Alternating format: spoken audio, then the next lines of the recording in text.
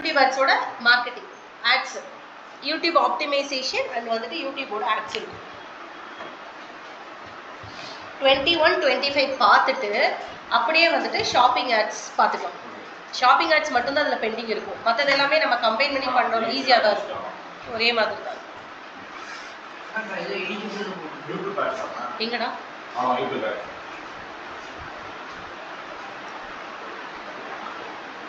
இப்போ என்ன சொன்ன?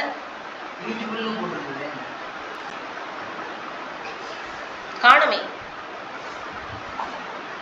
Eligible your ads are showing. நம்மளோட ஆட்ஸ் வந்துட்டு ரன் ஆக போகுது அப்படின்னு. பட் ஆனால் பேலன்ஸ் இல்லை. வாங்க வாங்க. ரெக்கார்ட் ஸ்டார்ட் பண்ணிடலாமாடா ஈஸ்வர்? இன்னொருத்தனை வேற காணமே. ஏய் இந்த பொண்ணு பாரு, கரெக்டா அந்த பொண்ணுக்கு விட்ட டாபிக்ல இருந்து வருது. நாங்க வந்துட்டு 21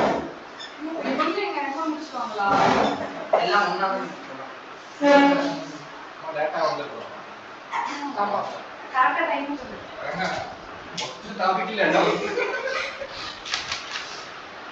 ஹலோ டே தம்பி வரலையா? வரலையா?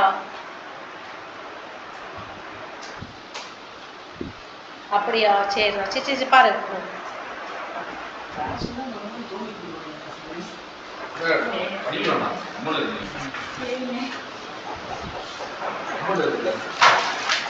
சரி இல்லாட்டி ஷாப்பிங் பார்த்துட்டு நம்ம 21 டாபிக்ஸ் போயிடும்.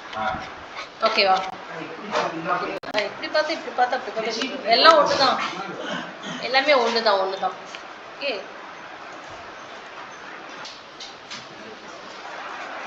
இப்போ இதில் எந்த கேம்பெயின் எடுத்தாலுமே ஒரே மாதிரி தான் இருக்கும். இது எல்லாமே நீங்கள் ட்ரை பண்ணி பார்த்துக்கோங்க சரியா? நம்ம சர்ச் ஆட் பார்த்தோம்ல அதே மாதிரி தான் இந்த இதில் என்ன அப்ஜெக்டிவ் சூஸ் பண்ணாலும் சிமிலர் ஒரே மாதிரி தான் இருக்கும். ஓகே, நமக்கு எதுவும் பெரிய டிஃப்ரென்சஸ்லாம் எதுவும் இருக்காது. ஓகே, அது பார்த்துக்கோங்க. நெக்ஸ்ட்டு வந்துட்டு பார்த்தீங்கன்னா shopping ads.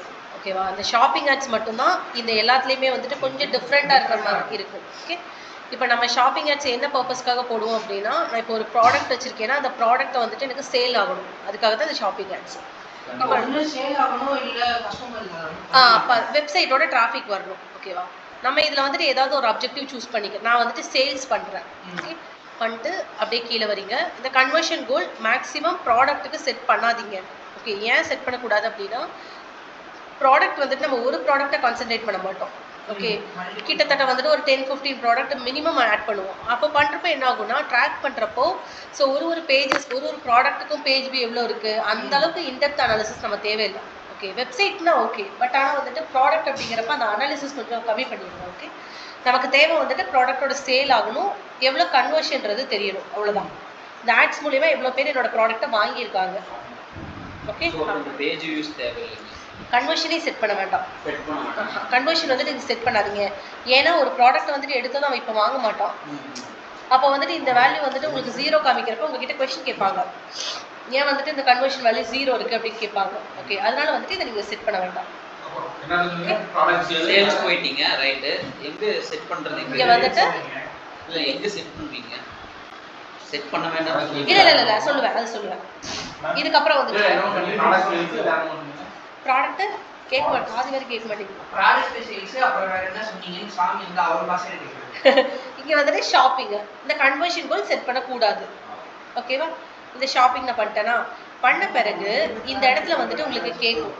Okay, create merchant centre அக்கௌண்ட்னு கேட்கும். ஓகேவா? இந்த இடத்துல வந்துட்டு இதை ஓப்பன் பண்ணிக்கோங்க. ஓகே, இந்த மெர்ச்சன்ட் சென்டரில் நீங்கள் என்ன பண்ண போறீங்க அப்படின்னா, கிரியேட் அண்ட் லிங்க் அக்கௌண்ட் இருக்கும். ஓகே, நீங்கள் இப்படியும் பண்ணலாம், மேனுவலாகவும் பண்ணலாம். நான் ரெண்டுமே சொல்லித்தரேன் எப்படி பண்ணணும்னு. வித்தவுட் டவுட்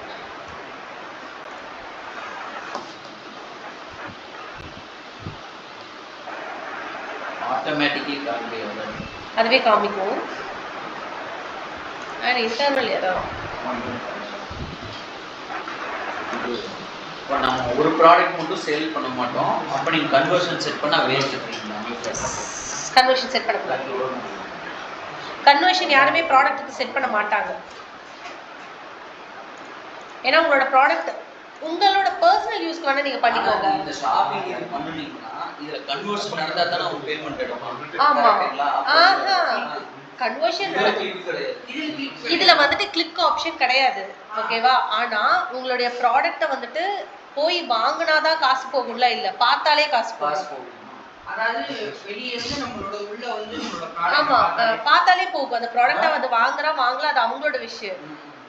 ஒரு அப்படின்னு நம்ம போடுற காசுக்கு எல்லாத்துக்கும் நம்மளோட ப்ராடக்ட் சேல் ஆயிட்டே இருக்கணுமே, அப்படி பண்ண மாட்டாங்க.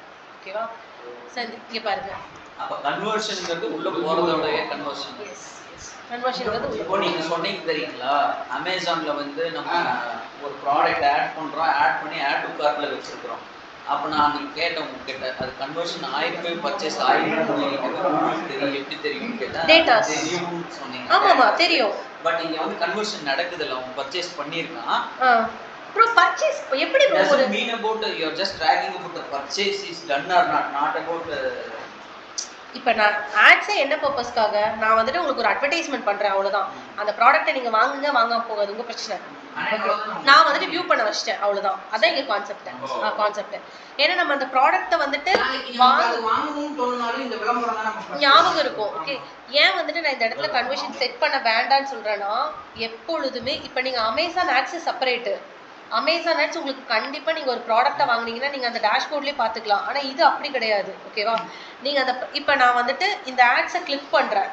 ஓகே, நான் இங்க போயிட்டு இங்க பாருங்க, எக்ஸாம்பிள் இப்போ நான் சில்வர் ரிங்கு தேடுறேன். ஓகேவா? போன பிறகு இது வந்துட்டு என்னோட அட்வர்டைஸ்மெண்ட்டுன்னு எடுத்துக்கோங்க. நான் வந்துட்டு இந்த அட்வர்டைஸ்மெண்ட் பண்ணியிருக்கேன், எனக்கு இது ஒரு கஸ்டமராக எனக்கு இது பிடிச்சிருக்கு, நான் இதை கிளிக் பண்ணிட்டேன். ஓகேவா? கிளிக் பண்ணிட்டு என்ன பண்ணுவேன்னா, எப்பொழுதுமே பீப்புளோட மைண்ட் செட்டு இந்த ஒரே ரிங்கை வாங்குறதா இருக்காது. திரும்ப நான் என்ன போவேன், அமேசான்குள்ளே போயிட்டு என்ன பண்ணுவேன்னா, எனக்கு கீழே வந்துட்டு நிறைய இது அமேசான்குள்ளே போகும், நிறைய இகாமர்ஸ் சைடில் கீழே வந்துட்டு சஜஷன்ஸ் காமிக்கும். சம்மந்தமே இல்லை, நான் கூகுள் ஆட்ஸ் கிளிக் பண்ணி உள்ளே மட்டும் வந்தேன். ஆனால் ப்ராடக்ட் வாங்கினது என்னமோ கூகுள் ஆட்ஸ் போடாத ப்ராடக்ட்.